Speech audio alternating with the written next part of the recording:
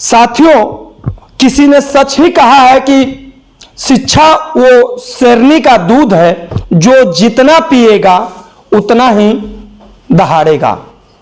आज मैं एक ऐसे शिक्षा के मंदिर में हूं जो कभी फर्श से अर्श तक कैसे बढ़ा है और किन परिस्थितियों में उन बच्चों को आगे बढ़ाया है, वो सारी बातों को हम आपको बताएंगे इस वीडियो में कि एक ग्रामीण परिवेश में जो शहरों के चकाचौंध दुनिया से निकल करके गांव में भी आज ये संस्कृति की पाठशाला को किस प्रकार से डेवलपमेंट करके एक नर्सरी बच्चों की फौज तैयार की जाती है।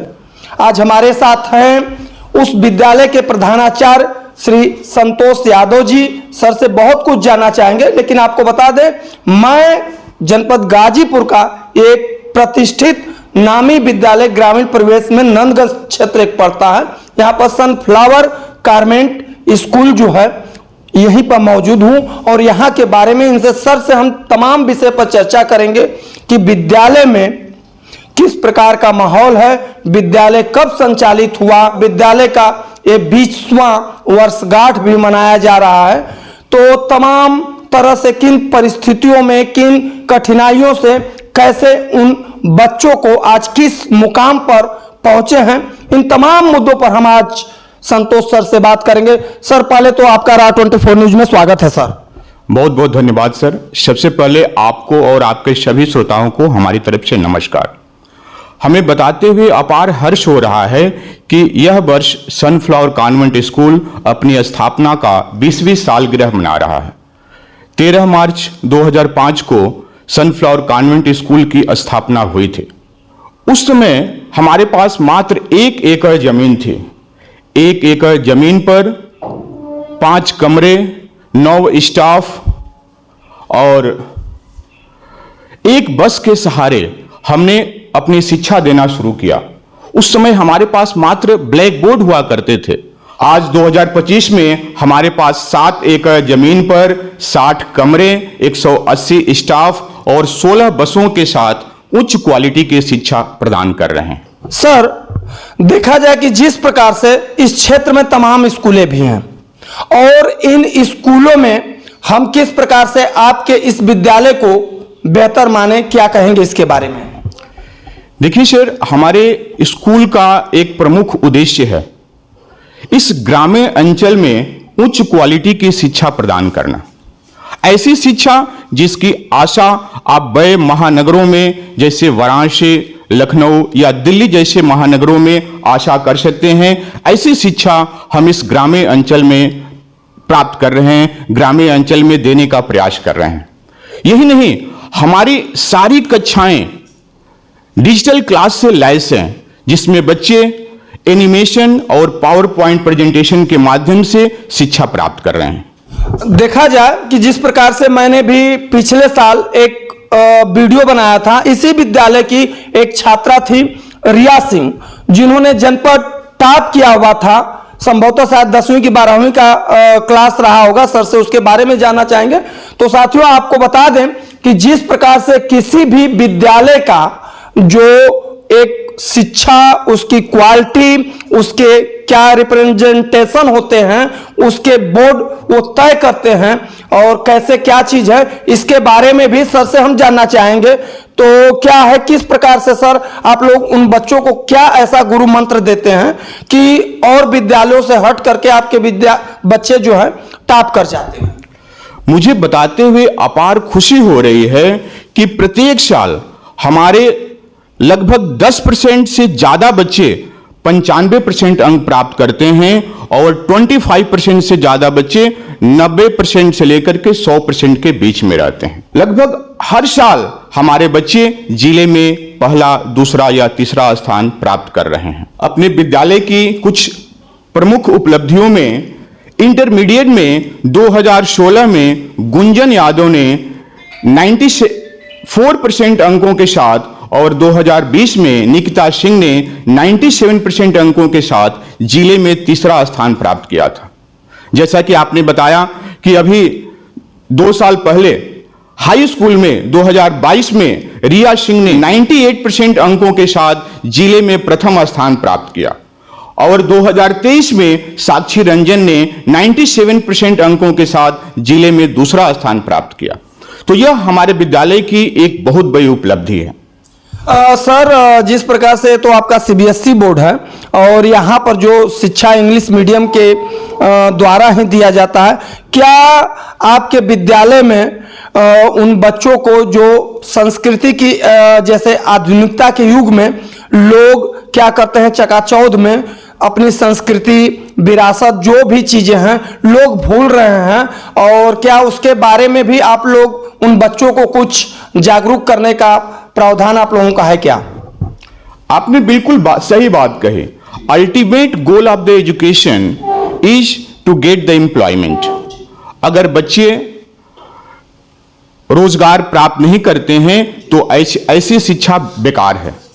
प्रत्येक साल हमारे बच्चे अलग अलग प्रतियोगी परीक्षाओं में अच्छे अंक प्राप्त कर रहे हैं और आईआईटी, एनआईटी और नीट जैसी संस्थाओं में एडमिशन लेकर के अपने समाज का और देश का नाम गौरवान्वित कर रहे हैं, जिसमें से कुछ नाम हैं वैभव यादव, यश यादव और समीर नारायण। ये बच्चे 20 से 30 लाख के पैकेज में महानगरों में अपनी सेवा दे रहे हैं।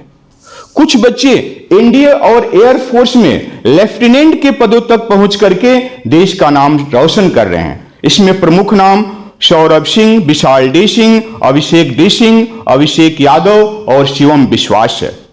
हमारे 500 से ज्यादा बच्चे पोस्ट ऑफिस, पुलिस, आर्मी और शिक्षक भर्ती में क्वालिफाई होकर के देश की सेवा दे रहे हैं। साथियों, कहते हैं कि स्वस्थ शरीर में स्वस्थ मस्तिष्क का वास होता है, और जिस प्रकार से देखा जाए कि तमाम विद्यालयों में क्रीड़ा से यानी खेल कूद से संबंधित और जिसको इंग्लिश में स्पोर्ट बोलते हैं, चाहे और भी योगा, व्यायाम, तमाम चीजें होती हैं।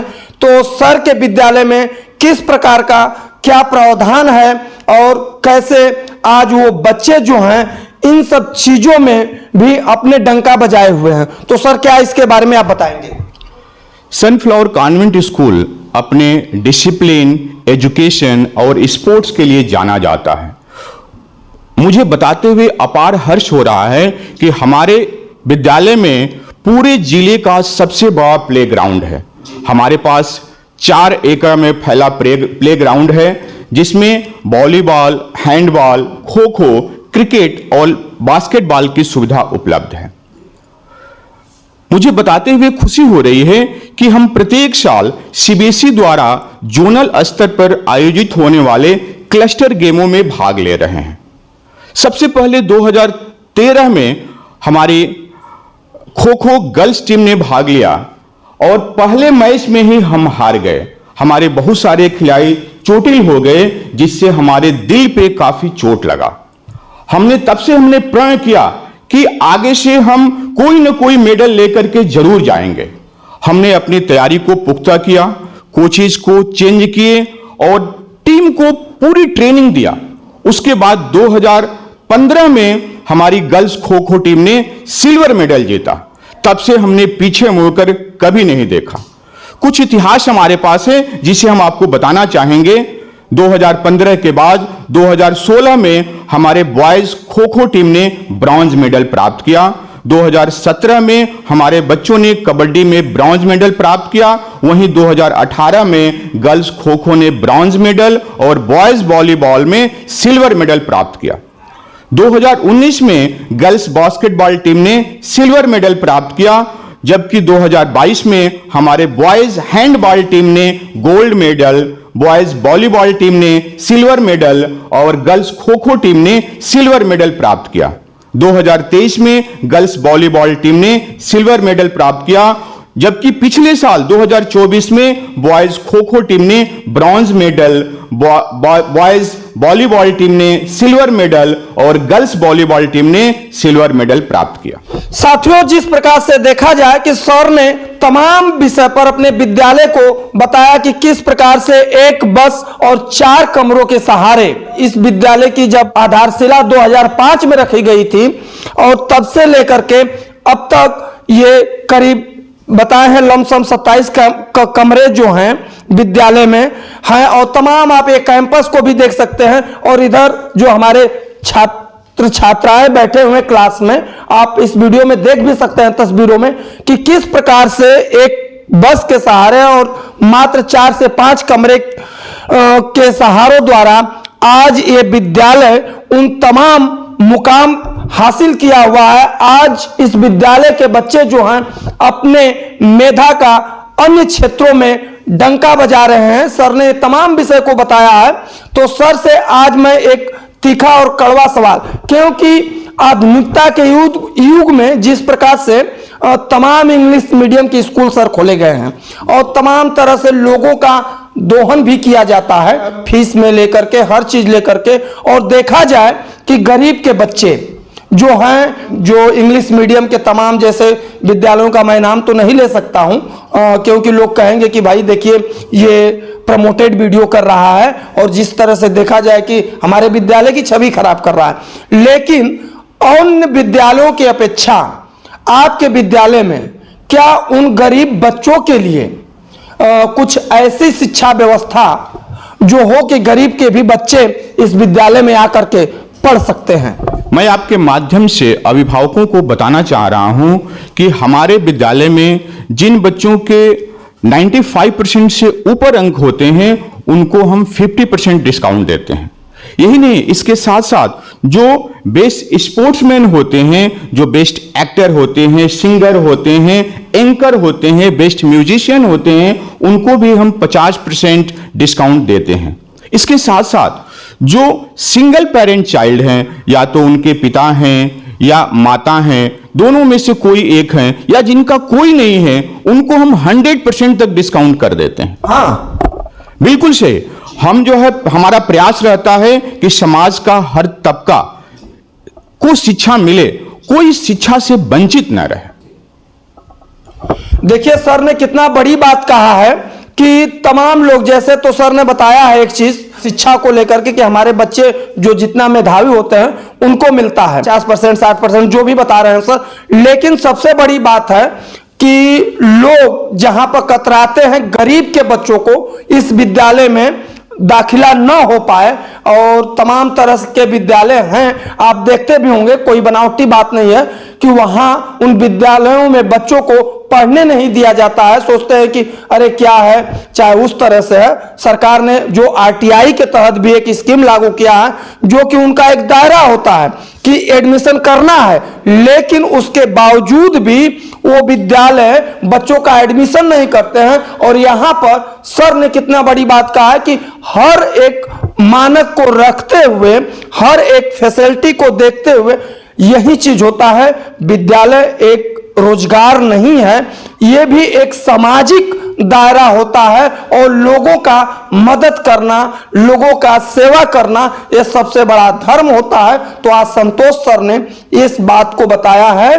कि जिस प्रकार से आप कह रहे हैं सर, तो हमारे यहाँ उन बच्चों को निराश्रित जिनके माँ बाप चाहे एकदम ही गरीब हैं वास्तविक में, तो उनको हम 100% निःशुल्क भी पढ़ाने का जिम्मा लेते हैं। तो ऐसे प्रिंसिपल प्रधानाचार्य जो हैं, चाहे प्रबंधक महोदय को हम भी बारंबार प्रणाम करते हैं साथियों कि ऐसे महान लोग अगर समाज में हों तो क्यों ना हमारे बच्चे, हमारे गरीब तबकों के बच्चे जो हैं अपने माँ बाप के साथ, अपने विद्यालय के साथ, अपने गुरु का, अपने जिले का नाम रोशन कर सकते हैं। तो तमाम विषय, तमाम मुद्दों के साथ हमारे साथ आज सनफ्लावर गारमेंट स्कूल के प्रधानाचार्य श्री संतोष जी थे।